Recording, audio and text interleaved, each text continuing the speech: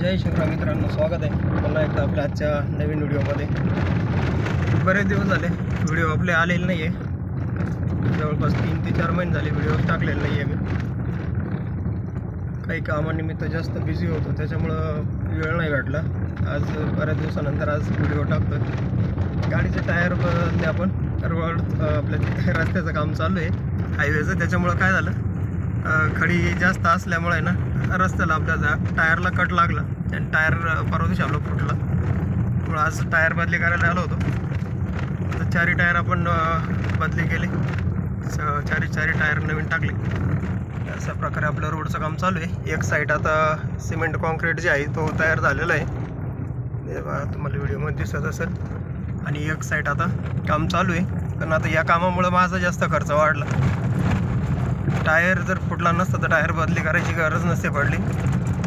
आणि टायर फुटल्यामुळं काय झालं, नट ज्यावेळेस बसवतो डिस्कला त्यावेळेस ते स्लिप झाले, तर ड्रमही बदली करावा लागला. ड्रम पण खराब झाला, 2 नट फेल झाले. त्याच्यामुळे जास्त काम वाढलं. ते 3-4 हजार रुपये जास्त लागले आपल्याला. तर ठीक आहे, चला आता काम तर काढले, तर असं सगळं काम करूनच घेतलं आहे गाडीचं. आणि आता ड्रम बसवल्यामुळं तिथं ABSला काहीतरी बहुतेक हात लागला असेल, तर ABSची लाईट पण दाखवते गाडी. ABSची लाईट दाखवते. स्कॅनिंग करून घेतली. स्कॅनिंग केल्यावर लक्षात आलं की ते ज्या साईडला आपण ड्रम चेंज केलेला आहे त्याच साईडचा प्रॉब्लेम दाखवतो. गॅरेजला घेऊन चाललो आहे गाडी. परत एकदा गॅरेजला दाखवून घेऊ. त्यांचं जे सेन्सर आहे ABSचे ते आपण चेक केले पूर्ण, त्याचा काही प्रॉब्लेम नाही आहे. पण बहुतेक बेरिंगचा प्रॉब्लेम असेल, बेरिंग मॅच नाही झाली ABSला. त्याच्यामुळं आता चाललो आहे गॅरेजला, पाहूया काय प्रॉब्लेम आहे आणि आपला प्रॉब्लेम सॉल्व्ह होतो आहे का नाही पाहावं लागेल. ते आपलं गाडी एकदम क्लिअर लागते, अजिबात कुठलं फॉल्ट आहे ना गाडीमध्ये मला चालतच नाही.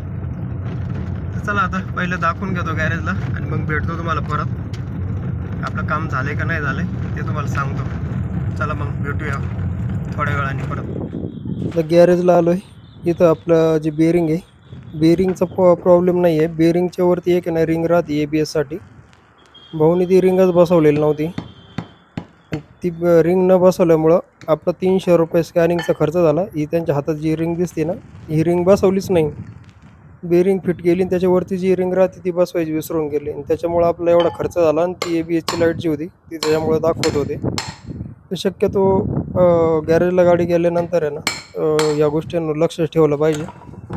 आणि त्यांच्या एका चुकीमुळे ना आपलं भरपूर नुकसान होऊ शकतं. आणि माझं तसं झालं, आता 200-400 रुपये फालतू स्कॅनिंगचा खर्च झाला. डबल गाडी गॅरेजला आणावं लागली आणि पूर्ण परत ड्रम काढून ती आपण जी रिंग होती ती बसवली. आता चेक करून पाहू तो प्रॉब्लेम आपला सॉल्व्ह होतोय का नाही. चला, आता जो आपला प्रॉब्लेम होता ABSचा क्लिअर झाला. फक्त ती रिंग न बसवल्यामुळं ABSची लाईट दाखवत होती, बाकी काही फॉल्ट नव्हता. गॅरेजला बहुतेक वेळेस गाडी गेली ना काही असे उद्योग होतातच. त्याच्यामुळे ना शक्यतो या गोष्टी चेक करून घेतल्या पाहिजे. आणि जे फिटर आहे त्यांनी सुद्धा या गोष्टीकडे लक्ष ठेवले पाहिजे. कारण त्यांची किरकोळ चुकीमुळं समोरच्याचा खर्चही वाढतो आणि कामाचाही खेळ होऊन जातो. आपलं काम सगळं क्लिअर झालेलं आहे. गाडी ओके झालेली आहे. आता टायर पण टाकून झाले. टायरला आपल्याला 8,000 रुपये लागले 2 टायरसाठी. पहिले नवीन टाकले होते मी, पुढचे फक्त पाठीमागचे पुढचे मागे केले होते. आता ते पण नवीन झाले. आता 4 टायर आपले पण नवीन झाले. आणि आता निघालो आहे घरी. गाडीचं काम एकदम ओके झालेलं आहे. चला आता निघू. अरे हो, काय करतोय भाई. वरती आता सिमेंट कॉन्क्रीट रोड झालेला आहे ना, भाऊनी वरून खाली उतरताना पुढचा ब्रेक मारला आणि गाडी स्लिप झाली. मध्ये हे आपले डॅश कॅमचे फुटेज आहे. आणि याच्यामुळं ही जी आता स्कूटीवर महिला होती माझ्या पाठीमागं, ही थोडक्यात बचावली नाही, ही मला येऊन धडकली असते. आता माझं लक्ष होतं त्याच्यावरती, पण मग काय झालं, ही जी स्कूटीवाली महिला होती एकदम माझ्या पाठमागच होती. त्यांनी पण बऱ्यापैकी गाडी कंट्रोल केली. आता ती येऊन मला धडकली असते पाठमागून. आणि काही त्यांची चुकी नाही, काही नाही, आणि माझी चुकी नव्हती.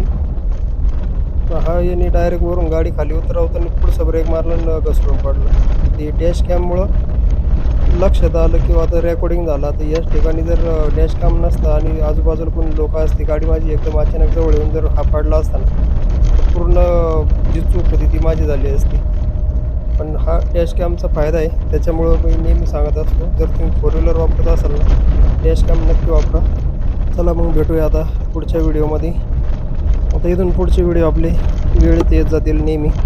तर मग चला भेटू पुढच्या व्हिडिओमध्ये. व्हिडिओ पाहिल्याबद्दल खूप खूप धन्यवाद.